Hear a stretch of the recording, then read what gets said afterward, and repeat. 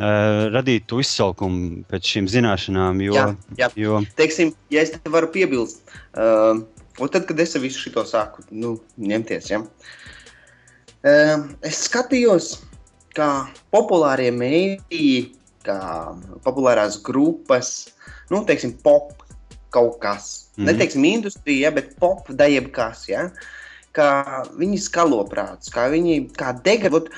Bija viena dokumentālā par idiotiem. Viņi kaut kā tur saucās, es nemācēšu pateikt, bet būtībā par to faktu pašu kā tādu, ka tagad ir stilīgi būt muļķim. Un paskaties Jackass, paskaties Bermudu divstūrī, pa ko dziesmās dzied un tā tālāk, ja? Un kas ir mums kas jāpaveic tiem dažiem, kas tiešām redz, uz kuriem šitas viss iet, kā ar mūsu nezināšanu manipulē, ja? Tie vismaz, kas ir galīgāk kumsonībā, ja? Jo mēs jau arī vēl visu nezinām, bet mēs gribam uzzināt. Jā, bet tie, kas tieši ignorē to visu, ar to visu manipulē, un kas jāpanāk, lai tiešām sabiedrību progresētu kaut kā, lai būtu kaut kāds progress, ir jāuztais tās zināšanas stilīgas, teiksim tā. Lai tas būtu kā sabiedrības norma, kad zināt, tas ir forši. Ja tu zini, ja tu paskaties, ko tai skolā tā sabiedrības cenzēšana, ja tu esi ievērojis arī, ja? Ja ir kāds klasē gudrs, tiešām zinātkārs varbūt, kas zinās vairāk nedaudz kā skolā māca un tā, un tas arī parādīsies, pieņemsim viņa atzīmēs, tad visi kā viņu sauks? Zubrila. Jā. Īpaši glaimojošs, ja, tas, tāds. Jā, tā ir. Redzi, pamatā šeit ir ļoti interesants stāsts. Es nezinu, vai viņš, man jau liekas, ka lielākoties tiešām aiz tādas globālas nesaprašanas un nezināšanas mēs cilvēki, mēs esam baigi prognozējamās būtnes tādā ziņā. Un mēs esam prognozējams tikmēr, kamēr tieši mums šī izsalkuma nav iekšā. Un viss, kas notiek pa televizoru un viss, kas notiek mēdījos, visas skaistās filmas, visas lietas, viņas jau neļauj cilvēkam būt tam, kas viņš vēlas būt un kas viņš īstenībā ir. Jo viss tas viss liek tev ir kaut kāda sajūta, ka tu vienmēr esi nepietiekams un ka tev ir jālīdzinas kaut kam, tam skaistiem tēlam tajā filmā vai tam jaunā seriāla varoņiem vai kaut kam tādam, un tu būtībā dzīvo tādās, visu dzīvi tu nodzīvo tādā tā kā ilūzijā par to, kad, mēģinot sasniegt kaut kādu ideālu, kurš īstenībā nemaz nepastāv un kas ir ilūzija. Ja? Mēs būtībā savu dzīvi tādā veidā nodzīvojam, un tas viss ir balstīts uz bailēm, un arī pasties mēdī.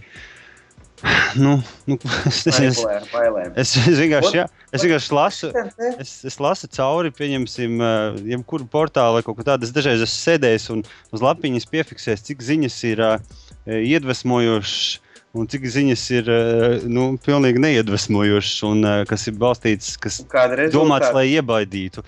Un rezultāts ir aptuveni 98% vienmēr, kas ir tādas, kuras tev pastāsta, cik viss apkārt lietas notiek slikti un cik kā no visa ir jābaidas. Ja? Tā.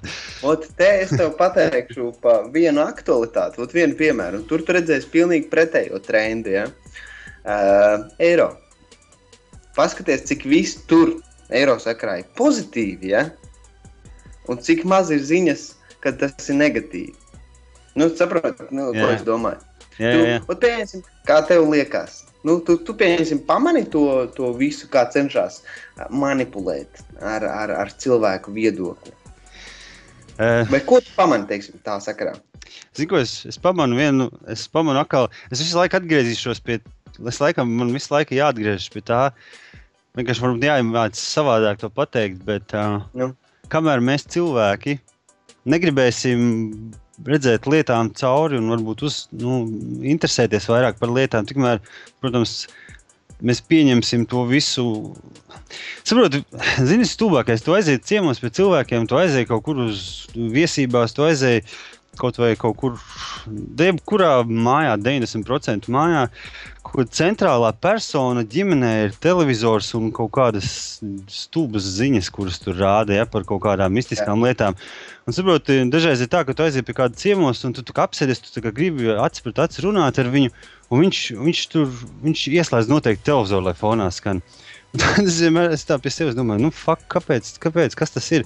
Un man tas vienkārši parāda to, ka televizors ir, tas ir ar vienu vēl. Man likās, ka ka viņš ar laiku zaudēs savu varu, bet tomēr tas mēdījis, tas televizors kā tāds, viņam ir ļoti liela teikšana. Un šeit ir tā... Tā kā aukle. Kā teici? Ko teici? Aukle. Tā kā aukle. Un saprot, ir tā, cilvēkiem jau nav cita resursa. Viņam jau vispār nav alternatīva resursa, kur viņi varētu iegūt informāciju par kaut ko. Un normāls tāds vidusmēra cilvēks, viņš pieņem visu kā patiesību, kas tur tiek teikts, vai ne? Un līdz ar to, tur, ja tu... Te pieņemsim, tu neredzi to, kad... Paralēli mēs paskatāmies divus medijas, internets un televīzija, ja? Un abi divi pieejami šajās dienās būtībā vienlīdzīgi. Tie, kas praktiski skatās televizoru, vairākumam arī pieejams internets, ja? Jā, protams. Tu neredzi varbūt, ka tas ir nevis, kad nav to alternatīvo mediju, bet cilvēki jo, teiksim tā, televizorā, kad tu skaties, tev nav jādomā, tev nav jāatbild, tev nav pašam jāmeklē informācija, tev visu uzliek uz paplātes, smuki sapako, uzliek bantīti pa virs un pasniedz, ja? Un tu Tieši to tā. Visu norīt. Tieši tā. Internets, ja?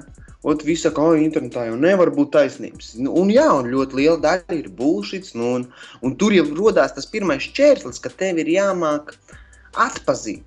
Paskatīties, kas ir par resursiem, tā informācija, no kurienes viņa nāk, sakrustot ar citām, teiksim, citiem faktiem, kas nāk ārā, piemēram, par to pašu tēmu, lai tu varētu pats izkristalizēt, izdarīt savu personīgo viedokli, cik tu daudz tam tici, vai tu tam tici, kā tu to redzi, cik dziļi tu to redzi, un vai tu gribi iet tajā tēmā, kaut kādā pieņemsim attiecīgi tālāk. Un tas, man liekas, ir tas, kas cilvēkus vēl, it kā internets jauniešu vidū varbūt, ja, jo viņi jaunieši parasti tendēti būt vairāk zināt kāri. Jā, tieši bet pēc tā 21 sliekšņa, teiksim tā, ja, neieciklēsimies atkal tajā 21 ciparā, bet teiksim, nosauksim to pa slieksni, ja. Pēc tā sliekšņa, kad cilvēkam uzkrājot to vētraino jaunību, viņam būtu it kā kaut jāizkristalizēs, ko viņš priekš sevis dzīvē grib, ja. Tad viņš ieciklējās tā kā tādā lūpā, tā kā cilpā, tajā visā tajā jaunības izdzīvošana, tajā fantāzija, teiksim, tajā ilūzijā, ja. Un viņš atsakās, viss, man vairāk neko nevajag.